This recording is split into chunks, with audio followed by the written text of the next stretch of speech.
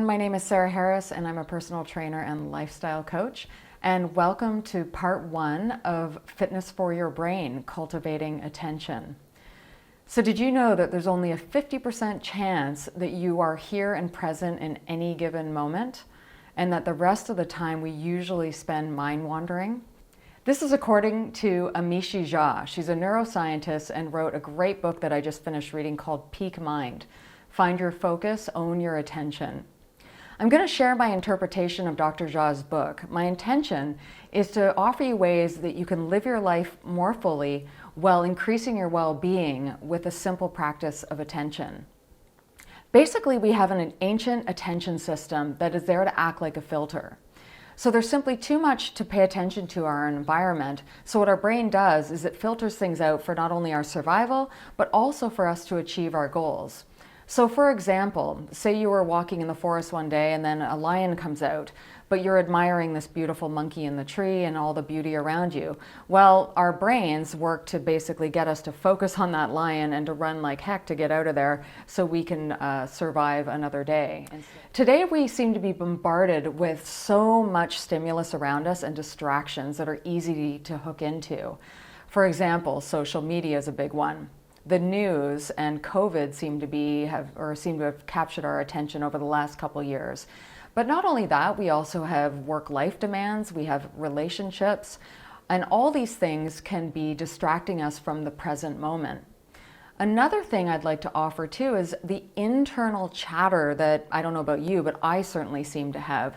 So this is the voice in my head that pulls me away and thinks about, let's say an easy one is when I'm working out or something, I'm thinking about lunch. Or when I'm trying to go to bed at night, I'm thinking about, did I do the appropriate exercise with the client that I had that day?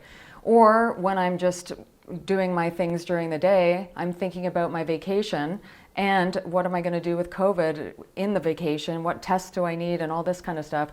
So I noticed just before I went away, I was highly distracted. Now, the interesting thing about being scattered with distraction like this is it's highly linked to negative emotions.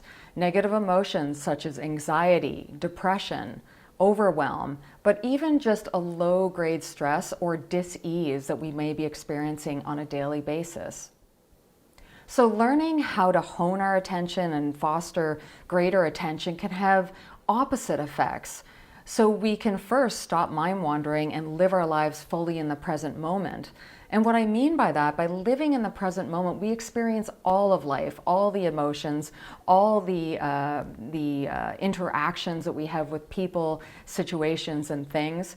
And this is really important for two reasons, because even if we experience negative things in our life, that's just an indication that we either need to work on fixing it or accepting it or working with it in some way that puts us back into a state of well-being. And then we can notice the things in life that bring us well-being. So if we've eaten something that makes us feel good, we can remember that and sort of incorporate that food into our diet. So really important to pay attention to what life is bringing to us and how we are in it.